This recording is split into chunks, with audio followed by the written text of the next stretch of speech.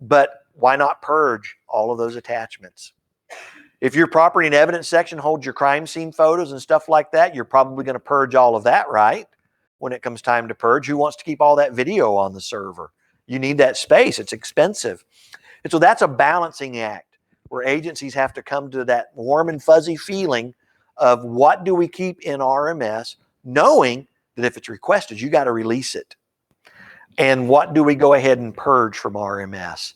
My recommendation would be purge the junk you don't need. If you don't need the victim statements and all of that stuff 10 years down the road because you're at your 10-year mark, say, for destruction, purge it. But keep the names and the data. Maybe keep that narrative. That the stuff that resides actually in the database itself takes up very little storage. It's all of those attachments and junk that sit out there that really start burning up your storage space.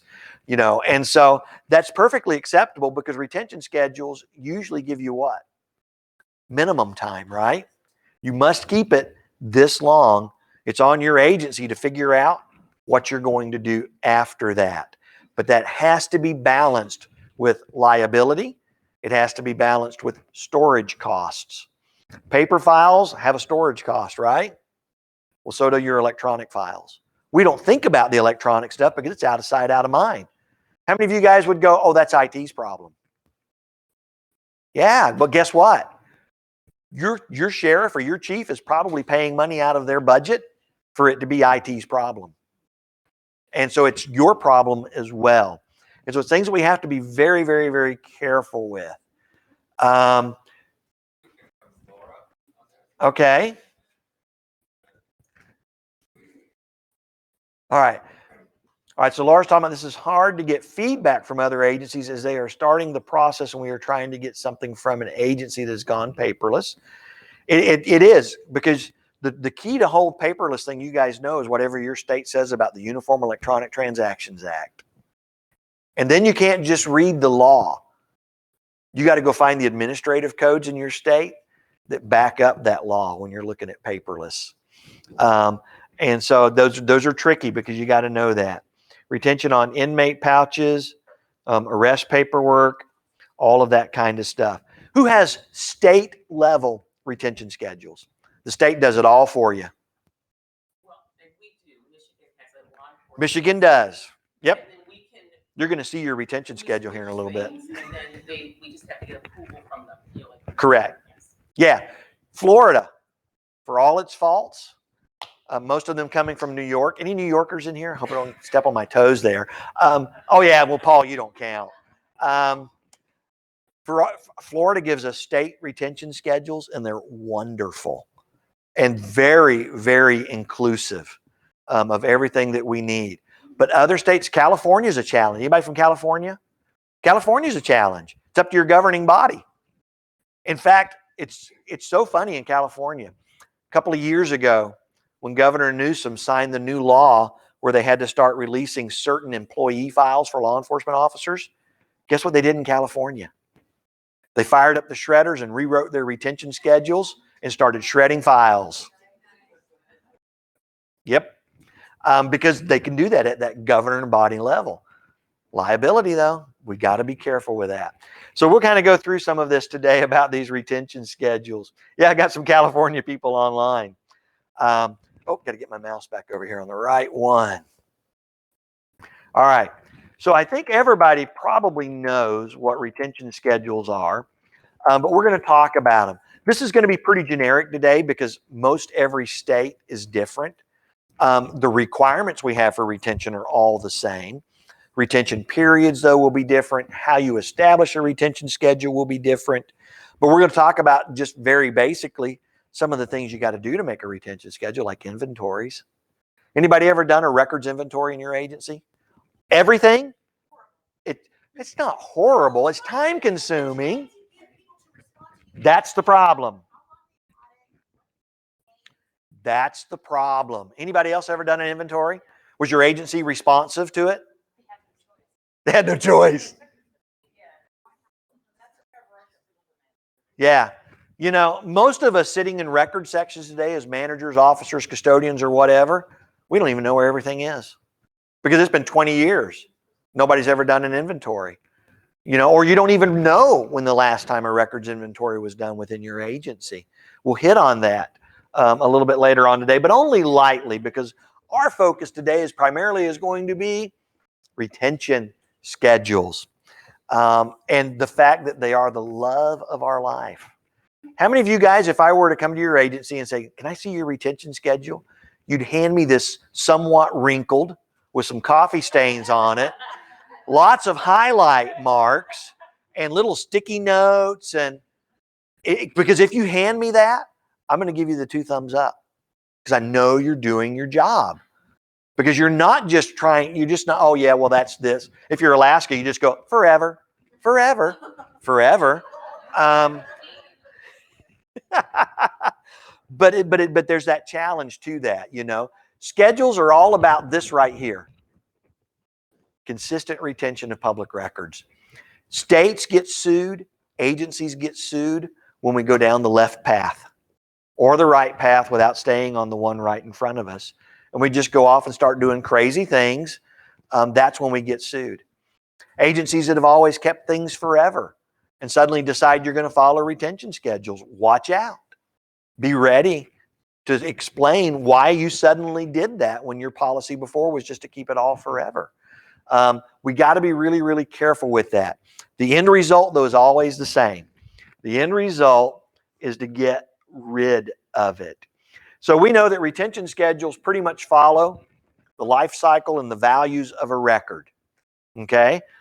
We specifically look a lot to the different values. Oops, I went too far. Of the records, because that's where your states base your retention. Like, for example, if it's a physical record, financial record, what is the state looking at?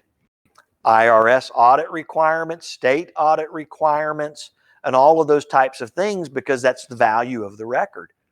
So we have to make sure that we look at applicable laws, rules, and our retention schedules. How many of you guys have ever dug into the admin code for your state? How many of you are going, what do you mean admin code for my state? States have administrative codes. Some states do it very well. Some states don't do it well at all. And I wonder how they function without administrative code. So there's state statute. The state statute gives authority usually to whoever your state archives is. You may call it the state library. You may call it the state archives. You may call it the state cultural and heritage foundation. It's whoever's responsible for the history and libraries and archives of your state. And statute will usually give them authority to make rules. And if you want to find the rules, then you go to the admin code for the state. And that's where you'll find where the state will tell you some of those things. And so we had the question there earlier about going paperless, because paperless does create some challenges when you're looking at retention of your records. And so a lot of agencies will just go, oh, well, my state has a Uniform Electronic Transaction Act. It's right there, statute, blah, blah, blah. And it says that my scanned records have the same evidentiary value and weight in court as the original paper copy. And there they go. They're off scanning.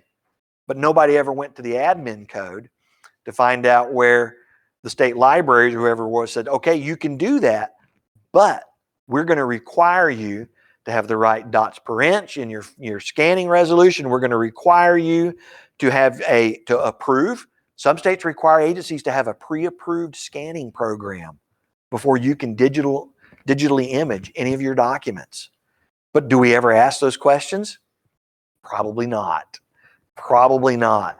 And so all of that also comes into bearing with retention, because retention at the state level is usually very much driven by administrative code, and how the states put all of that together for that. And so purpose remains. Either way, whether it's state or it's on you as the individual agencies or governing bodies to do that, it's a minimum time period for which that record must be kept. It's all about consistency. The public would be really confused if one city could get rid of it after 5 years, but the county kept it for 50 years and somebody else kept it for this.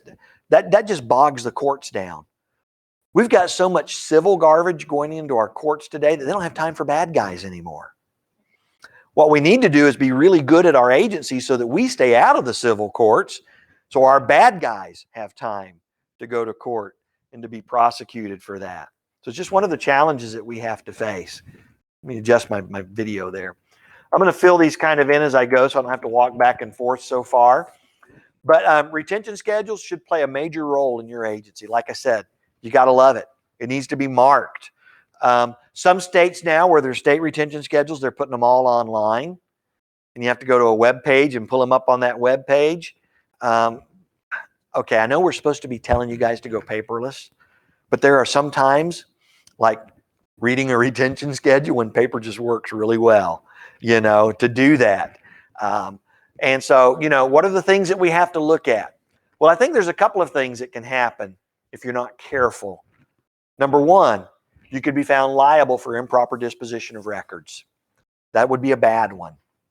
Especially if it were somebody seeking an appeal. How many of you make doggone sure that those arrest records and everything that you have on those people that are convicted, like sent to prison for life or whatever, how many of you make doggone sure you as the agency preserve everything perfectly? I've run into agencies, wouldn't that be on the DA's office? Man, don't trust the DA's office.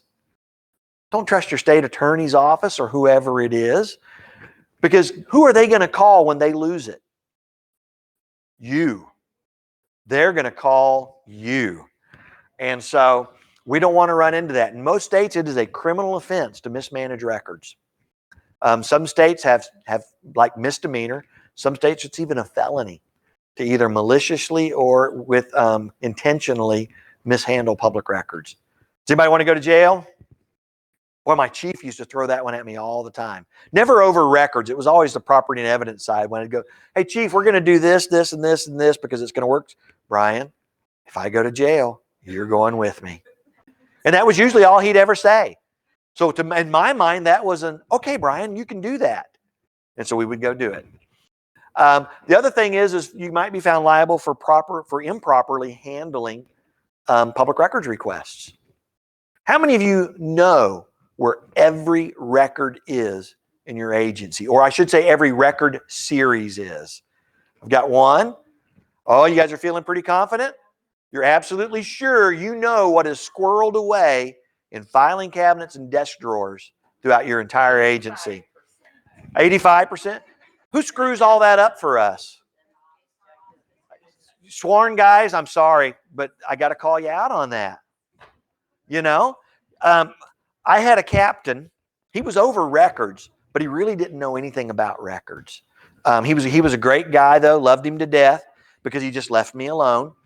But he was over our professional standards section. So he did all the internal affairs and stuff. He was retiring. He stayed late his last day at the PD. And when I came to work the next morning, I had these great big old huge garbage cans for my shred bins. All three of them were stacked full of stuff that he pulled out of filing cabinets. What do you do when that happens? Quit, cry. So that does increase the number of choices. You have two. You do the Schultz from Hogan's Heroes, I see nothing. Or you go dumpster diving. Because you got, what's in there? Do we train those commanders over those sections and bureaus and divisions to understand records retention? We try. It doesn't always work. Any commanders in the room? All right. We do. We try, don't we? Got a comment on here? Mary says, well, I've kept all my field notes from my 30-year career, so I just tossed them off. So notes are different. In most states, notes are either considered transitory or have no administrative value. They're personal to the individual. But the key here is records are like cockroaches. Anybody ever been in a house infested with German cockroaches? Man, I went in one night when I was on patrol. No electricity in the house. I'm standing there with my flashlight pointing at the ground, talking to these people. And out of the corner of my eye, I kept seeing something shimmer. When I turned my light to the wall, it was covered in cockroaches. That will happen in your agency if you don't follow your retention schedule. Your records will breed and multiply. Something we stay on top of. Retention schedules help us stay on top of that. So some real quick definitions I hope you guys are familiar with if you're using retention schedules. Your records copy.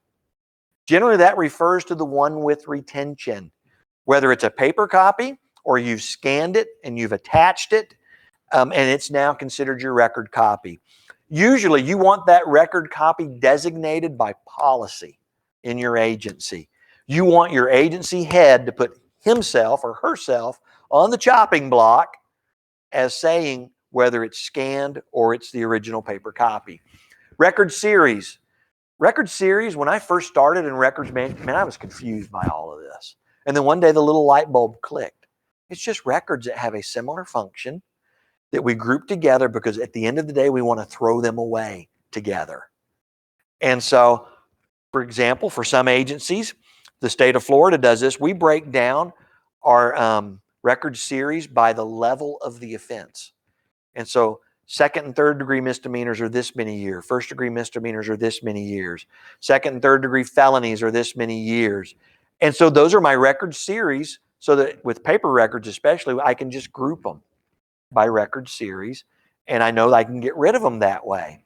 So usually the same activity, maybe a specific type of transaction like financial records, purchase card, receipts, different things like that. And then, of course, we know what a retention schedule is. It is the love of our life. So, some things about retention schedules. Number one, there's a couple of different ways these work. General retention schedules that function as off-the-shelf, state provided. Who has those? Does your state include your agencies in the process of updating those schedules? Or have you ever asked? A lot of states that have state-driven retention schedules will ask their agency heads to appoint either a records officer or a records liaison officer. There's a lot of different names for them depending on the states. And for us in Florida, if you appoint that records officer, you get notified every time the retention schedule is going to be updated. You want that because that's your opportunity to say to the state, hey, we've got this new record series. And, it's because we got automatic license plate readers or something, and we know other agencies have it. It needs to be included. And so you want to be a part of that. Many of these states with pre-approved schedules will allow agency-specific stuff. But most of the time, you may not need agency-specific stuff, especially if it's a state that every, 3 to 5 years is updating their retention schedules. The second flavor is where they give you some state schedules. They're pre-approved by the state. You can either adopt them as they are, or you can modify them according to your agency's needs. Generally, depending on your state, any of these should be approved by your governing body unless that's not required in your state. And so states oftentimes, like a municipal government, the state may give the retention schedule.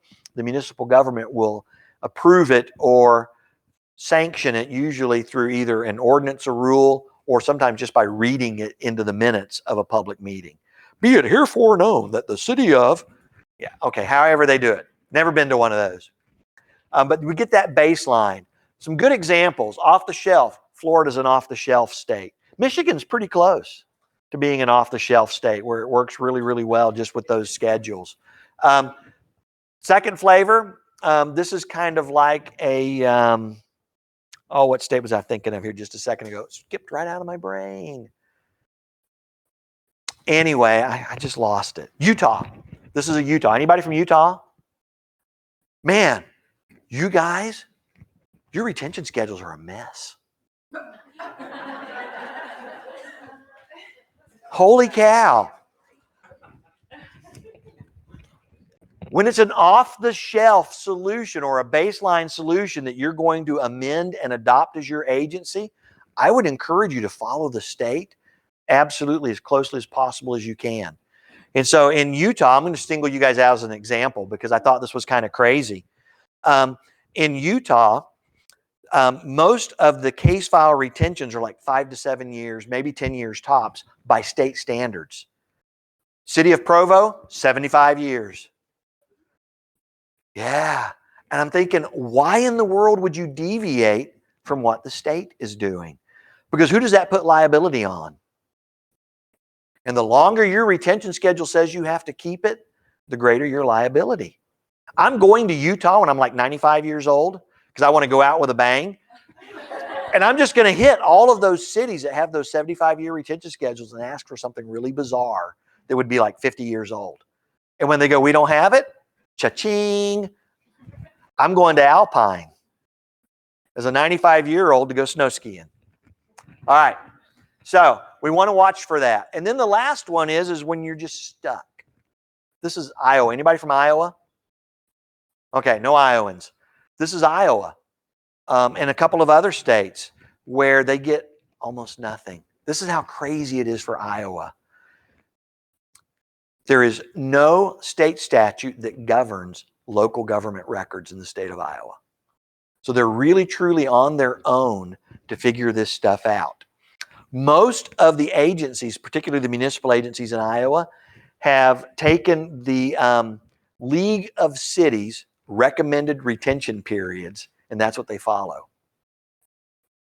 Well, what are the league? Most every state has like a League of Cities, Association of Cities. These are private organizations with zero statutory authority. You want authority. Even if you're one of these agencies, man, don't just grab something. Get it through your governing body. You want somebody else on the chopping block beside your chief or your sheriff. Now, sheriffs don't always have the same luxury that chiefs do because most chiefs are appointed, right? They're hired by their city. Sheriffs are usually constitutional officers within their states, and the buck stops at them. And so they may not have it quite as easy with passing the buck to somebody else. But where that happens, agencies need to understand the importance of building it, the agency head signing off on it, and then getting it through the governing body so that it has some legal authority behind it. So how does retention schedules work? You guys all know the values of records. This is all Records 101, right? I don't know if Joe taught that in his basic records class, but it's 101. I teach it when I do managing police records because the goal there is just to help us to understand the madness behind retention periods. And before I never learned about that junk when I was a records manager. I went to one state records management class that the state provided. And the first time I raised my hand and asked a question, the guy goes, I don't know anything about law enforcement records. And he lost me for the whole rest of the presentation. You know, we need law enforcement specific stuff. But we know that it's based on administrative, fiscal, legal, and historical values. Has anybody ever sent any really cool historical stuff to your state library or your state archivist? You probably have some, or do you? Or do you care? Are there people that care about the history of your agency and your community? Oh, yeah. People that are out there looking for their ancestors and doing that family history kind of stuff and junk like that. Man, they're very interested in that kind of stuff. We got a homicide case from 1989, the first successful prosecution on DNA evidence in the state of Florida. Now, this guy's still sitting on death row, so we have to keep it because of that. But to me, one day, that's a case file that I think the state of Florida would love to have. You know, because in 1989, most people didn't even know what DNA was. Never heard of it. You know, and so we base those on those values. You guys heard me say this one yesterday in case management. But our goal here is to be efficient and economic. Remember, the best public record is the one you no longer have. Because then you don't have to bother with it. You don't care about its retention because you got rid of it already. But you do want to make sure that if somebody comes in and says, hey, I'd like to request that, robbery case from 10 years ago. You remember the one where the guy went into the bank naked and he robbed the bank, whatever kind of crazy thing it was, it would spark their memory. If you don't have it because you got rid of it at the purge date, that's when we need to pull out that documentation, right? That shows when that record series was destroyed. whether your state requires it by law or not. Every one of your disposal forms should be a permanent record. Keep it forever. Yes. Yes. Some states require those to go through the state. The state approves your destruction list. I don't know why, but they do. And then they send it back to you, and then you dispose. And then sometimes after you dispose and do the final signature, you guys send it back to the state and you keep a copy as well? Yeah. However your state works, that's fine. For you, the agency, keep it, keep it, keep it. Don't get rid of that disposition form. Again, we work in series to keep things simple. Simplify this process. One of the big things to simplifying this process is making sure that you get everybody on board to help you do that. And this is why you need everybody on board. This is your minimum length of time, right? That you have to keep it. But do things get in the way of retention? Like it's an ongoing investigation. Missing persons. A lot of states, a missing persons report, once the person's been recovered, you keep it for 4, 5, 10 years, whatever the schedule says, and it's gone, right? But if the person's not recovered, they're still missing, you're hanging on to it pretty much forever, or at least until the person is found. And so what is the status of that case? This is where, if you had my case management and disposition class yesterday, this is why those dispositions are so important. So that your RMS tells you that there's a warrant hanging out there still. Because none of you want to go sit at an NCIC terminal, right, and run every one of those to see if the warrant's still there. No, we want to track that. We want to be on top of it all the time. Hasn't met disposition. This is the big one. Maybe it's closed, adjudication's done, signed, sealed, deliver. But then how do you make the determination of the investigative value of that case? You and records can't do that. Who do you need to talk to help you do that? Criminal investigations, right? But don't forget all of the other special units who might have an interest in that, like narcotics, gang unit. They're especially interested in associations. How many of you guys have link analysis in your RMS? How many of you ever heard of link analysis? All right, good, good. Link analysis lets you put somebody's name into your RMS and hit that little link button, and it creates this cool spider web of all of the cases, people, property, vehicles, everything they're associated with in your RMS. It is a narcotics officer's dream come true. A gang investigator's dream come true. That's why we've got to figure out in our agencies what we're going to do with electronic records when they meet retention. Do you just keep it forever? Do you keep part of it forever? That's a tough question. Do you purge the simple stuff you don't care about? That one-time arrest on that poor 19-year-old kid who got caught with a beer at the beach. And they're now 58 years old, and you still have that paperwork or that electronic record in your agency from when they were 19. Do we need that? We got to think about those things. Records that are subject to audit, financial records primarily. Anytime that we run into one of these exceptions to that rule, we've got to be make sure we clear that exception before we dispose. Yes, ma'am. Curious your input on things like that, because yes, it seems like, is it necessary to keep that maybe there was an incident, but going back to associations and whatever else, when you go back and look at solving cold cases and you tie, say, a serial killer or a serial rapist, and you track back, all the locations that they've been over time. That poor 19-year-old. Okay, but what if there was a murder then? No, I get it. I get it. So for our online attendees, her point is just exactly what I said. How do you balance that? Even when you think in your mind, well, this 19-year-old that had a beer at the beach, nobody cares. But what if he turns out to be your serial killer, your serial rapist? That's why I think agencies just have to look at that case as a whole. And then you make a decision. Do I purge just the attachments and leave all of my other data? Just be comfortable with knowing you've got to release it if you have it. That's the bottom line. Now, anybody ever switch RMS systems? Did you guys migrate all of your data when you switched? All right, so I'm going to tell you right now, who's worked in 2 different RMS systems? It sucks. And then what happens when the old RMS system that's now off maintenance because you're not paying to maintain it, and one day you try to log in, it's broken. Have you fulfilled the requirements of your state retention? If everything that was in there, no.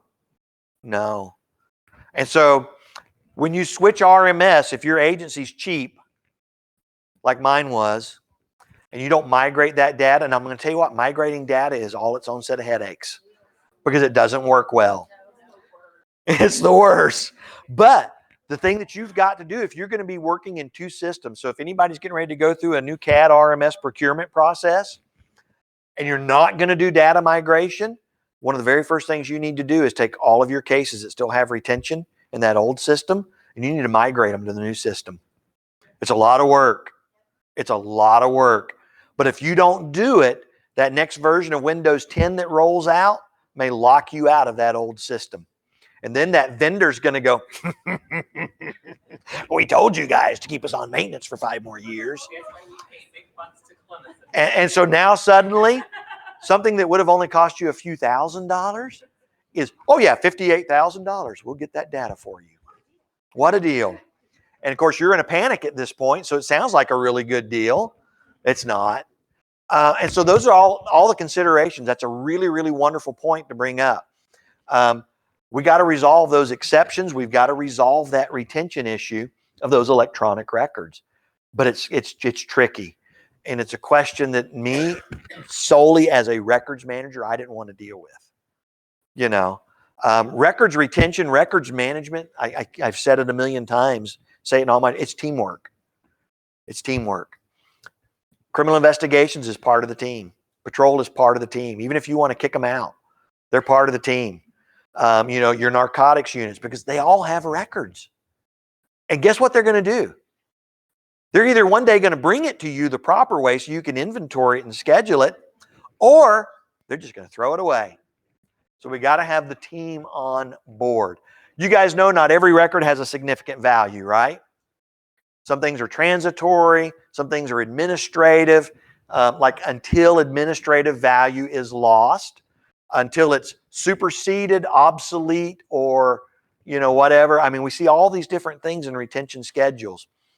Do you guys have policy or procedure, though, that defines those specific to your agency? So if your agency retention schedule just simply says that you keep it until its administrative value is lost, what does that mean? And do you have something signed off by somebody over you that defines what administrative value is? Because it's different for every agency.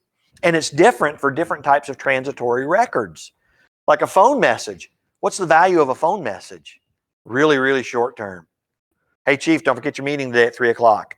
Well, at 3:05, when the chief forgot the meeting and he's late, that message really has no value anymore, right? So we need to define this.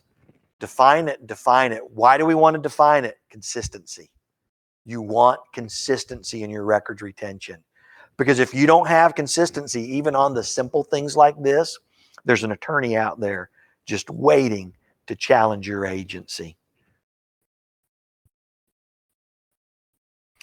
Some other things about schedules that you have to look at. Is that obsolete or superseded? Lots of policies fall into that category. So Florida has an R retention schedules that you retain it until it's obsolete or superseded. So your old policies, you don't have to keep them if they're superseded. How many agencies do keep your old policies, though, for historical purposes? Or maybe your state says you keep policy forever. That whole forever thing just bothers me.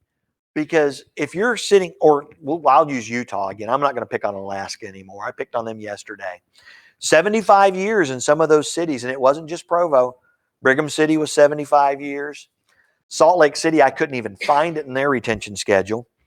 But if you say 75 years, what happens at year 5, year 10, year 15?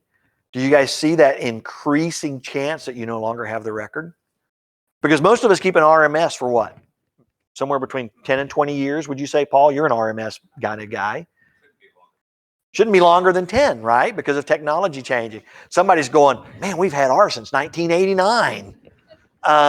But all of those changes, you know, create problems with us because it affects our ability to truly keep that record for a long period of time. How many of you guys have record storage in a metal shed out behind your sheriff's office? What state are you in? Your archives? What state? Tennessee. Does it get hot in Tennessee? It does get hot. Are there any carbonless copies in there? Yeah, you know those yellow and pink ones? Yeah, you can't read them anymore. Not much. Nope. We get darker to scan them. But, you know, those are challenges, right? New Mexico. Anybody from New Mexico? Oh, wow. I taught a class in, it's up near the border. Was it Bloomfield? Was anybody in that class? You were in that class? I can't remember the name of the county, but there was a sheriff's office in one of those classes, and they had this metal shed. Now, this is New Mexico, middle of nowhere. There's probably only 10 people that live in the county. Everything else is horses and cows and bison. But a metal shed in the desert of New Mexico. What's going to happen to that piece of paper in a few years? It's going to crumble. You're going to go, hey, Chief, I found it. Anybody from the South besides me in Florida? Cockroaches. You ever pulled something out of a file box and the corners are gone? And you got the little roach turds in the bottom of the box? I'm just saying. When your retention schedule says you got to keep it for 75 years, you literally better be able to keep it for 75 years. And the cockroaches eating away half of your report won't help you keep it for 75 years. You better call Orkin first. All right, so we got to rely on that. We know that they vary based on the nature of the record. And then you've got specific instructions in retention schedules sometimes. Like if you have DNA evidence, that might affect how long you keep it. Body-worn camera videos, dash camera videos is a big one for this one, where you have like 2 retention periods. If it's like raw video, just your everyday run-of-the-mill, there's nothing in there evidentiary about a criminal investigation, 30, 60, 90 days, whatever states require, and it gets to go. But if it's made part of a case file, it gets the retention of the case file. So we've got to watch for those special instructions. Some states get really wacky, and they'll have different time periods. Florida does this, and I can't figure out why. Anniversary year versus calendar year versus fiscal year. It gets confusing after a while, and Florida's not the only state that does that. So we have to pay attention in that retention schedule to all those little side notes that are going on as well. All right, so we got a comment here from Catherine. You know, I can't even read these things without taking my glasses. Arrest records in Maine, including mugshots and fingerprint, until age 80, and state police confirms no contact with the criminal justice system for the last 5 years. That, interesting. However, talking about arrest records, including mugshots. So don't get arrested in Maine. Age 80. And then they have to confirm that there's been no contact with that person for the last 5 years. After they turn 80. Absolutely. Thank you for pointing that out, Catherine, because that goes exactly back to my point again. We're creating these retention schedules. We're giving them this legal and binding authority, but we just better be able to keep it that long. And I wonder about that. How many of you guys use microfilm? Your permanent retention is done on microfilm. Some states, I think Indiana or Illinois, require it to go to microfilm if it's a permanent record. Do you know why? Indiana? Are you Indiana? Great state. I love teaching in Indiana. They make things kind of easy. Why? Why do they do that in Indiana? Why do they say microfilm? But you have a valid point. What does it take to read microfilm? Well, our reader broke and nobody can fit it. But literally, if I absolutely had to, I mean, microfilm, it's a magnifying glass and a light bulb. Now, if you have a fancy system where you've indexed your records and you put that microfilm in and you type in the search thing and it advances the film to the right, that's all cool. But in a pinch, couldn't you literally just use a flashlight and a magnifying glass? It's the best format for permanent retention. And then most states, even though you're doing microfilm for permanent retention, there's working copy and there's a preservation copy of that microfilm. Because what happens to microfilm? It breaks, doesn't it? It breaks. How many of you guys remember the days of cassette tapes? Taping them tapes back together again because you didn't want to go spend another $10 for another copy. Yeah. All right. Should your body-worn camera retention mirror your report retention schedule? So the answer to that depends on what your state statute for body-worn camera says. Some states authorize retention of body-worn camera video upon final disposition of the case file versus the other retention period of the case file. Now, I'm an advocate for keeping it all the same because to me, a record is a record is a record. I don't care. What do most of your definitions say, right? Regardless of physical form or characteristics. So a record is a record is a record. And I believe, my personal opinion, don't quote me on this, but if you have a body-worn camera video that's associated with a homicide and your homicide retention is permanent, you really need to keep the body-worn camera video permanently. It's part of that record as a whole. But I would follow what my state says probably. And I know that in some states, I can't, man, I've got so many retention schedules up here. I can't remember all the different states. But some states are very specific, and the retention is till the final resolution of the underlying matter, while everything else, though, is still being kept years beyond that. And so it's a balance there to answer your questions. You're just kind of balancing between, do I like that retention schedule, or do I want to keep it the same as everything else? Because if it's, for some reason, ever comes back up again, people likely are going to want to see that entire record. Anybody ever had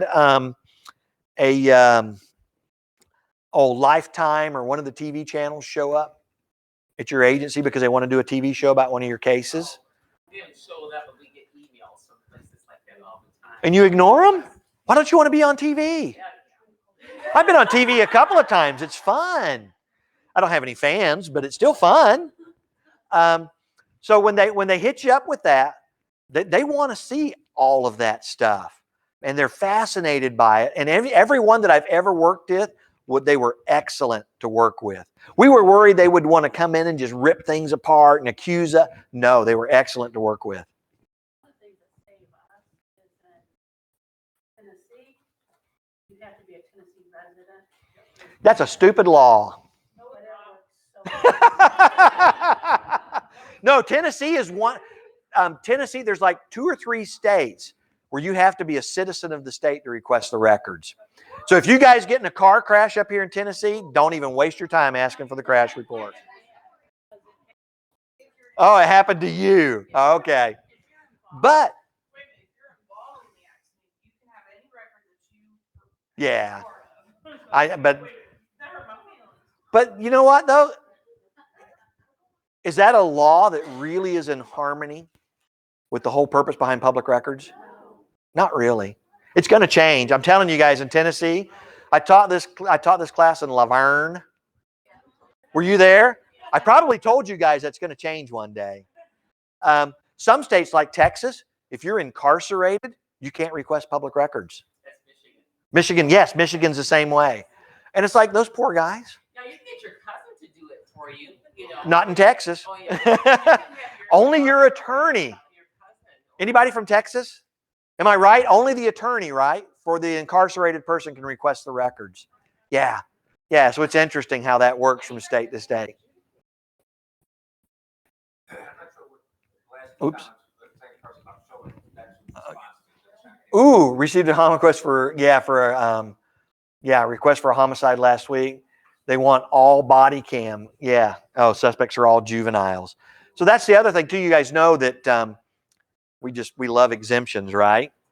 We love them so much. This is a whole different class that we usually over apply them. All right. So retention schedules. Let's get back on track here. This is Florida's. And I'm going to go through a couple. I think I've got 3 of these on here because I just want to point out some things, especially if you're a state or in a local government and you have to figure out how to do this on your own. So one thing is very important, and that is a definition or description of your records series. You got to define it and describe it. You've absolutely got to. And I'm going to tell you this. If your state retention schedule defines it one way, your local retention schedule should define it the exact same way the state does. Don't make things confusing, Utah. Keep it all simple, simple, simple. But tell people what belongs in that. And then here's another really important reason you need to know your retention schedule. If you're not watching that thing and paying attention, and when those updates come out, if you're not tied into the state to know what's been updated, things slip into you like item number 145 in Florida, latent prints. Most of us would go, oh, you're talking about fingerprint cards. Oh, no, not in Florida. They literally mean latent prints collected at a crime scene used to identify a suspect. Why would Florida give that retention? Is that a biometric?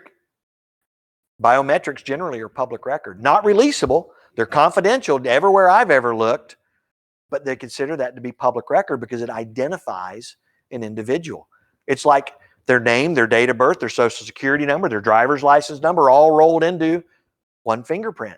So you got to watch that. So that's why these definitions or descriptions are super, super helpful. If you write your own retention schedule at your agency, please write out a good description. And then that's what you want to get approved by your governing body. So this one here from Florida is talking about where you've got a crime and you've got, it may contain, but it's not limited to. Always throw that one in there. That way you don't have to change your retention schedule every 5 minutes. But look at all the things that Florida defines that can be a part of that case. And then you get down here, 6 anniversary years after the offense was committed. But why would they say retention may need to be extended? How many of you guys have statute of limitations in your state? How many of you have criminal statutes with no statute of limitation? Yeah, pretty much every state, there's no statute of limitation on homicide. It can be prosecuted at any time. What about rape? Prosecuted at any time. And so that's why that line is in there. That's a flag to a records custodian in the state of Florida that you better go read 775.1512B because it may affect your retention if there's no statute of limitations. Generally, statute of limitations is like your foundation for your retention schedule. Now, if you're in North Carolina here, no statute of limitations. Yeah, I want to go to North Carolina and find out how many 1946 burglaries they still have in their files because they have no statute of limitations. They keep it until the case is solved. And then after it's solved, it's still like 20 years. It's crazy. But so anyways, what is that? So I got another one here for you guys. Oh, I got here one. Oregon, and they heavily affect retention schedule of everything to include ages of victims for certain crimes. Yes. So that's another thing that you have to watch for in statute of limitations is depending on the age of the victim of the crime and the type of the crime, it may have a separate statute of limitations. And so your retention schedule should reflect that when it's a homegrown schedule. And so you'll see that. The other one I've got here for you guys, this is Michigan. And this is the general retention schedule number 11. This is the state one that Michigan provides. But you'll notice, looky here. That's what I'm talking about. That nice description that really helps you understand what belongs in that case file. And then, of course, here's my instructions. Incident file is closed and there are no open warrants. So that means it's done, right? It's finally adjudicated. It's closed. Plus 20 years. And then, of course, bam, out the door it can go. One of the other things to watch for is anytime your retention schedule tells you that it supersedes another item, you want to watch for that as well because we do make changes to our retention schedules. And then, of course, watch for things like anniversary year, calendar year, and different things like that. Not every state uses those. Only some states do. I can't remember which state this is, but this is an example of some of the other things that you'll see in retention schedules that your agency should think about based on your needs. So this is field contact card, something we do all day long in law enforcement. We go out, we talk to people, we document who we talk to, usually electronically nowadays, but a great description of what it includes. But look at the retention. If it's concerning a criminal suspect, 1 year, then it goes to the case file. Okay, because if it was part of that investigation that you talked to that guy and did that field contact on, that's where it's going to belong, right? Overall is in that file. Other cards, 1 year, then destroy. So if it's just Officer Brown walking down the street and he talks to Jimmy at 1 o'clock in the morning because Jimmy's trying to figure out which key unlocks his door, he's drunk, then 1 year, then destroy. And then, of course, incident reports. Records of original report of a felony or incident and pertinent facts surrounding blah, blah, blah, blah, blah. But again, they've got some conditions down here. We've got to watch those. Or we need to establish those depending on your agency needs. So 5 years or until of no further legal or administrative value, whichever comes later, then destroy. So retention schedules should be comprehensive. Should be comprehensive. That to me is the killer with retention schedules. I can't remember Arizona. Anybody Arizona?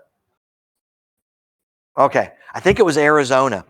They moved from the paper schedule to everything being on the internet. Could have been Oregon. Can't remember now. And when you go to the municipal schedule, there's no descriptions of any of the record series. But if you go back and you click on the link for the county retention schedule, guess what you find? The exact same schedule with descriptions. Somebody was too lazy to copy and paste. And so, if you're a lucky state, creating, amending a retention schedule is really easy if you're one of those lucky states because the state's doing it all for you. Oftentimes, if you think you've got something and you're not sure where it fits, you can call your state. And they'll usually say, oh yeah, put that under item so-and-so. Florida's got one in their schedule that's just really goofy description. I had to call like every time because I could never remember what exactly it meant because it was just really goofy. But if your state gives you those general retention schedules, you may not be entirely off the hook because you have to do records inventories to see what you have. I can't talk enough about records inventories. Here's what happens when you don't do a records inventory. You're sitting in your office one day like I was, and the traffic unit who decided they were going to move to a different office, our police department was built for 250 sworn officers. There's only 75 because our city didn't grow the way it was anticipated it was going to grow. 2008 killed us. And so these motor guys come in one day. Hey, we're moving the traffic office. We got some files to bring you. Okay, bring me the files. 25 boxes later, they were all training records that we didn't know even existed. And so we went into our archive room. There's all my training records. And then we look at the 25 boxes sitting on the floor.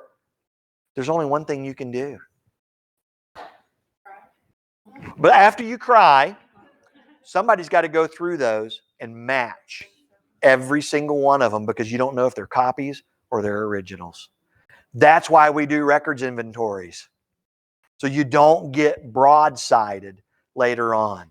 The other reason that this process is really important and it's good and really applies to retention is just knowing where everything is. How many of you guys have a map for your records storage? Something that tells everybody in the agency where records are kept. You want a map. You want to lock them in. Because you know what happens if you don't lock them in? Those sworn guys will move stuff around. And they'll change offices. Somebody will get assigned to professional standards and they'll go, well, this office is smaller than the patrol captain's office. Why do I have the smaller office? Chief, I think my officer should be bigger because I've been a captain longer than patrol captain has. And the chief gets tired of listening and says, okay, swap offices. I don't care. Just do it. And guess what happens? Your records have moved. And then they move again. Or one day that captain's sitting there in the office. If anybody's a captain, no offense. They're sitting there in that office looking at their 5 filing cabinets, and they would really like to put their coffee table there with their new Keurig that they just got. And so what happens to the filing cabinets? Well, they end up in the auto bay where you service your patrol vehicles, the mezzanine, the attic, the closet, the somewhere else. Map your storage locations and bind them to those locations so that they can't move stuff. Put it in policy. Make it one of those we shall chop off your head violations if they move that, because it happens all the time. When you lose track of where it is, how do you retain it? Got another one? All right. Mary, any suggestions to an efficient records inventory. Okay, I'm only responsible for a section of the agency records. Should I include the other departments? All right. And so if you're only responsible for a section, Mary, what I would do is whoever the overall custodian is for your agency, that's probably who you want to go to and coordinate this with. But if you're only responsible for one section, I think I would inventory my one section. You guys agree with that? Yeah, and be done with it. Be done with it. But I think I would go to the custodian and say, hey, I'm going to do an inventory of my responsible records, and I'm going to give you a copy of it when I'm done. And I think that's probably the best bet. Now, if I'm a records custodian for the entire agency, then I definitely got to include everyone in that. Records inventory is critical, folks. You got to know where your records are, or retention is worthless. Throw it out the door. And that includes electronic records. How many of you guys have shared folders on your networks? Do you ever dig through them to see what kind of crap is in there? Because you know why? We don't teach the sworn about public records. And they just create and create and create, and they stick it in folders. And next thing you know, you're looking at a file with a file date of like 1999. And you're like, what the heck is this? What worries me is they have little dongles that they put in a printer to print documents. Yeah. I don't know what's on that. But what about the laptops in the patrol cars? Do you know what's on them? Does it have retention? We've got to teach that stuff. We've got to teach that stuff. All right, 3 things to consider. We've already talked about this, and I'm going to start winding this thing down for you guys. But the 3 things, you got 3 competing things. Liability is your big one. I don't want to be liable for it. I don't want my chief to be liable for it. That's why I like destroying stuff. Because then you've got your documentation. But this is big. You cannot overlook the investigative or intelligence value of that record. And the other thing that you need to make sure your agency understands, records is where stuff goes to die. Don't take that wrong if you're an employee in records. But isn't that our function? When somebody brings us records, we want to see what it is. We want to know when we can get rid of it. The 2 big questions for every public record is, do I have to keep it? How long do I have to keep it? That's all we care about, other than releasing it later on. And so if your intelligence guys start bringing you stuff, I hope they're bringing it to you to archive until it runs out its retention. Because if they come back looking for it after that retention date, what are they going to find? And then they're going to go, oh, well, I thought we were just storing it here. Oh, no. No, if you want to just store it, use your own stinking office, not my record section. And then accreditation. What does your accrediting authority or association say? Because your retention schedule needs to match any accreditation requirements for that specific organization, whoever you use, like CALIA. We've got a state level one in Florida that most of us has switched to because it's cheaper than CALIA. Records custodians, I mentioned a minute ago, these can't be your decisions alone. This is a team effort. You've got to work together to pull that off. I've already mentioned a lot about approval, so I'll just touch on this real quick. If you're in one of the states where you don't get a retention schedule or you get something that's very, very basic, the first step is to reach out to your municipality, your county clerk, whoever it is that's in charge of records. If you're in a sheriff's office, it might just be the sheriff, and the sheriff has sole responsibility because he's a constitutional officer. But figure out who that person is, because that's who you should contact and say, okay, I think we need to update our law enforcement records retention schedule. What do we do? Contact your state archives and work with them. Most state archives or state libraries have no problem working with you. Some states, they'll even tell you that they'll come do your inventory for you. I wouldn't hold my breath, but they say that. And so get that knowledge. Find out about those administrative rules that apply to that. And then again, when you get this thing done, you want to make sure you're on the same page as your government body. Now, this is for your own local retention. If the state gives it to you, you don't have to worry about this. And then finally, once you set all that up, you get that done through your municipal or your county governing body or whatever it is. Just make sure that Anything that documents that destruction, you retain. Make it a permanent document. Don't get caught without being able to say why you destroyed something when you destroyed it, because they'll get you. They'll get you.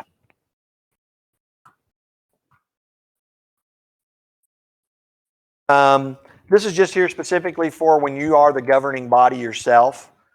Pretty much all of the kind of things I said, but just keep in mind, don't overlook statute of limitations. You don't want a retention schedule that's contrary to statute of limitations. And don't forget civil statute of limitations. You got to look at both criminal and civil. Your information reports, you know, those ones about the cat that ran up the tree again for the 5th time this week, and somebody slipped on the slippery floor in Walmart, those types of reports, their minimum retention really needs to be whatever your statute of limitations is for civil lawsuits. And that's your baseline. Because that's the only value of that report, right? Is if somebody wants to sue somebody civilly, because it's not criminal. So just keep that into consideration. Make sure your agency head is in step with you as you go down this path of a retention schedule. They've got to be in step. They've got to go, oh yes, we need to do this. One of the bad things about these conferences and these trainings and things like that is we very rarely ever see that upper echelon of law enforcement learning this stuff. Just because you were a cop for 30 years and you got elected sheriff doesn't mean you know all of this stuff, does it? No. No. And so we've got to help them get on the same page that we're on, so that we can get that approved. If you're a local state or a local agency and you have to do your own retention, again, get it in front of your governing body. I don't care if they do an ordinance or a rule or they just read the minutes. Put the monkey on somebody else's back. Your chief should be all on board with that. Compliance is easy. Follow your stinking retention schedule. That's compliance, okay? It should be, the best way to do that is remember that you have both paper and electronic records. So define what you're going to do between the paper and the electronic. Establish that. All sections, do your annual disposition. I talked about this one yesterday. But all sections that hold records must be trained in the disposition of those records. You don't want that retiring captain to dump all of that junk in your shred bin. Make sure that they're all aware of those requirements. When they have records that they believe are eligible for destruction, what should they do with them? Define that. And if they bring them to you in records, okay, but define it and hold them to that. And then, of course, annual disposition should be established by policy. You really need a policy that says, I don't care what month it is, October 1st of every year, we do annual disposition of records. Because if you're the willy-nilly, like we talked about yesterday in case management, what happens? Nothing. You're busy. I'm down 5 records clerks this week. I don't have time to do destruction. No, we can't do that. We've got to set those dates and establish that. And then again, you need proper inventories to be able to do that disposition. Anybody ever had managing police records? We talk about containerizing. If you're doing paper records, I hope they look like this. Because that box right there tells me, and I would even go one step further and have an actual date, because I don't like to try to guess anything. But I want to go to that box and know that everything in here is from 2008. It's a burglary. It's dead. It's closed. It's dead. I don't have anything I have to do with that record ever again, and I can get rid of it October 1st of 2020, whatever that date is. That box goes. You document it, it's gone. Case dispositions that we talked about yesterday in that class is the same thing. It's helping you do that on the electronic level also.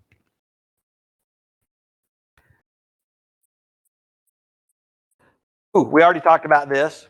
Some states that require that disposition list to be approved prior to disposing of the record. Make sure you know that. Some states want you to submit it to them because they want to look at it.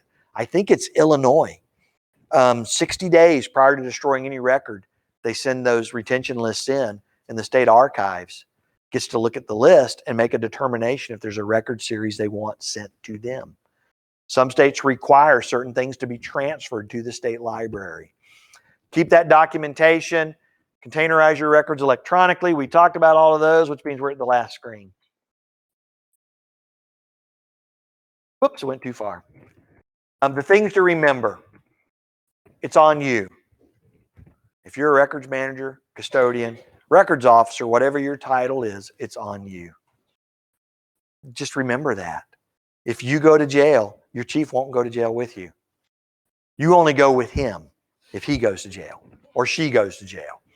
It's your best friend. It's the love of your life. It's everything that you live for, because the best public record is the one you no longer have.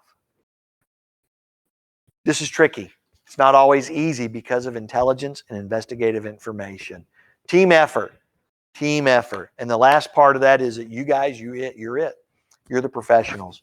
Commanders in the room, if you don't look at your records section as being the records professionals, that's a mistake on you. Trust them, work with them, and learn their jobs.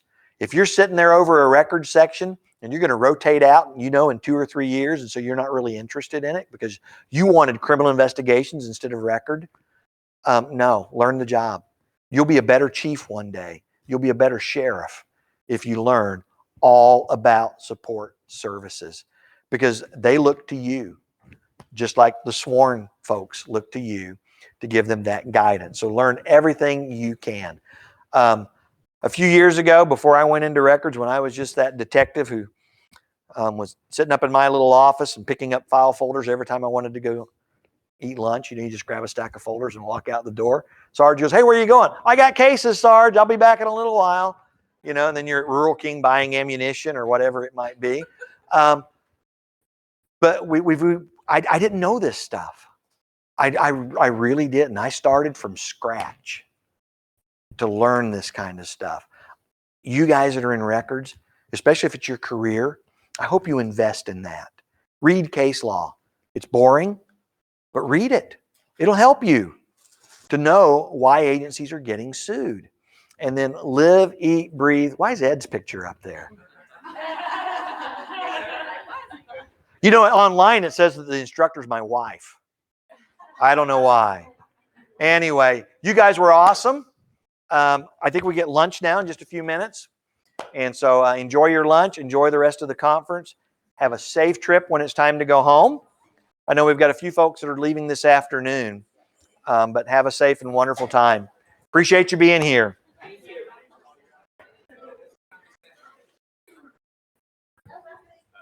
To our online attendees, thank you for attending. I hope it's been a good conference for you guys too. Y'all take care and be safe.